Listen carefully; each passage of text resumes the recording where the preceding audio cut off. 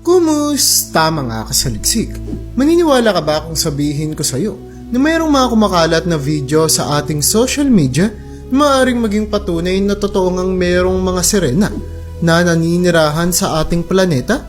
Kaya mula sa sirena na harap-harapang nagpapakita sa kamera hanggang sa sirena na nahuli ng mga mangingisda, ay ito ang 10 pagkakataon kung kailan nakuhanan sa kamera ang mga sirena.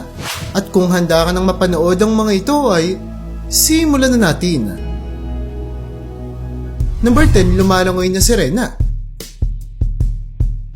Ang pinakaunang nakuha ng video patungkol sa mga sirena na pag-uusapan natin sa listahang ito ay ang nakuha ng pangyayari na ito ng isang driver kung saan mapapansin ang isang nilalang na kahit pa merong katawan na katulad sa isang babae ay makikitang meron namang siyang buntot na parang sa isang isda na talaga namang tugma sa nalalaman nating description patungkol sa mga sirena. Sa kasamang palad ay sadyang malabo ang video dahil sa kinunan ito sa ilalim ng karagatan, kung kaya't marami ang nagsasabi na posibleng isang kakaiba at hindi pa lamang natutuklasan ng makikita sa video, habang may ilan namang nagsasabi na edited lang ito at hindi totoo. Pero may ilang mga eksperto ang nagsasabi na dahil malabo ang video ay mas mahahalata raw kung minanipula at inedit ito ng isang tao. Pero dahil kahit sila ay hindi magawang may paliwanag ang nangyayari sa video, ay kasalukuyang nananatili pa rin itong isang malaking misteryo. Number 9, sikreto ng kuweba sa Mexico. Dumako naman tayo sa mga underwater caves ng bansang Mexico na maraming nagsasabi na mayroon daw malaking sinesekreto na posibleng napatunayan nang kumalat sa social media ang nakuha ng video na ito, kung saan makikita ang grupo ng mga diver na bigla na lamang nakasalubong ang isang kakaibang nilalang na mayroong itsura na isang sirena sa kalagitnaan ng kanilang paglusong, kung saan natukoy nila na hindi ito isang kakaibang lamang dagat lamang.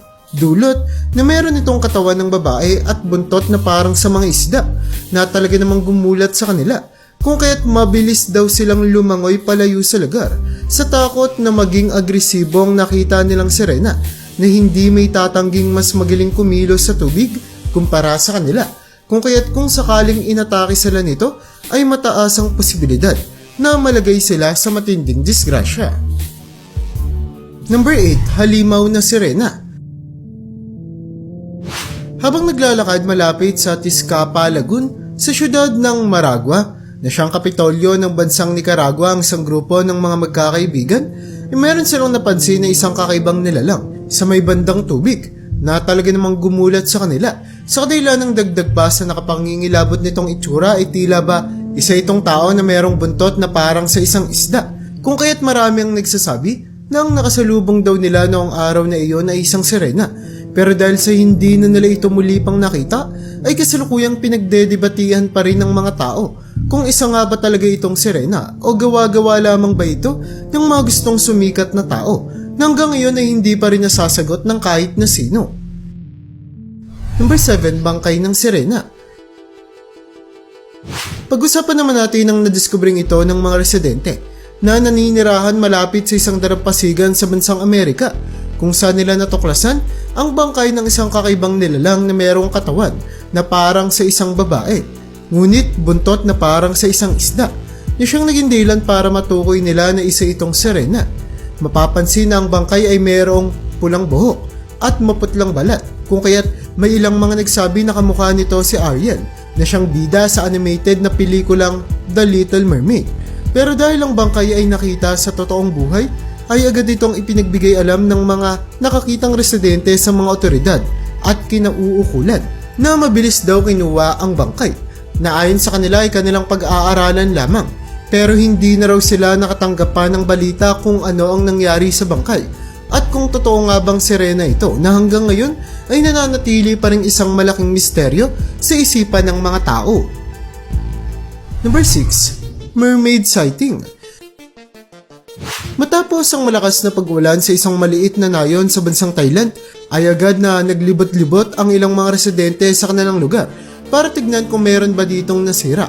Pero sa kaligitnaan ng kanilang pag-iimbestiga, ay meron silang natagpuan sa isang ilog sa kanilang lugar na talaga namang labis na gumulat sa kanila.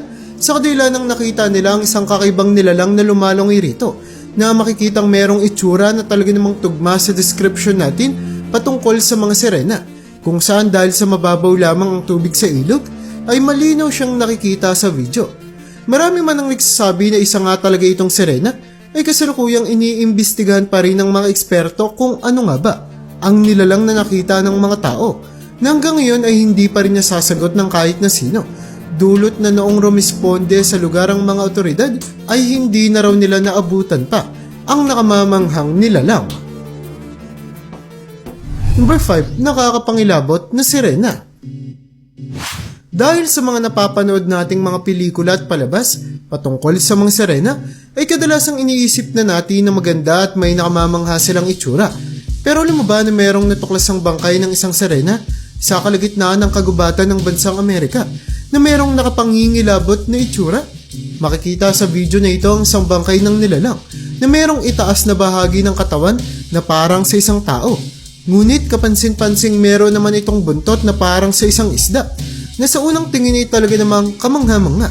Pero kapag nakita mo ang mukha ng nilalang na ito, ay siguradong tatayuan ka ng balahibo sa kanila ng meron itong itsura na parang isang ganap na halimaw na makikita mo lamang sa mga horror na pelikula. Sa kasamang palad ay kasalukuyang hindi pa rin natutukoy ng kahit na sino kung ano nga ba talaga ang nilalang na makikita sa video na ito, na hanggang ngayon ay pinag-uusapan pa rin ng ilang mga eksperto. Number 4, kakaibang anino. Huwag muna tayong umalis sa bansang Amerika dulot na sadyang napakaraming mga video ang nakukuhanan sa lugar na ito na sinasabing makakatulong raw para masabi na ang mga sirena ay totoo. Kagaya na lamang ng makikita sa video na ito na nakuhanan ng mga magkakaibigan sa isang dalampasigan ng bansa, kung saan sinimulan nila ang pagbivideo dulot na nakita nila ang mga dolphin na tumatalon-talon sa mga alon.